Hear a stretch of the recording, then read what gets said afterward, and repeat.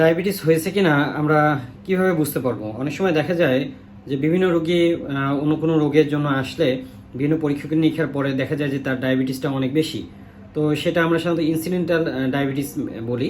তো দেখা যায় যে যদি আমাদের ডায়াবেটিস হয়ে থাকে তো অনেক সময় দেখা যায় যে আমাদের শরীরের ওজন কমতে পারে, ঘন ঘন পিপাসা লাগতে পারে, বা দেখা যাচ্ছে যে কোনো ঘা হলো সেই ঘাটা শুকাতে চায় না, ঘাটা অনেক দিন দীর্ঘদিন থাকে। তো মেয়েদের ক্ষেত্রে অনেক সময় দেখা যায় যে বারবার মিসক্যারেজ হয়, বাচ্চা নষ্ট হয়ে যেতে পারে, এরকম একটা হিস্ট্রি থাকতে পারে, হিডেন তার ডায়াবেটিস থাকতে পারে।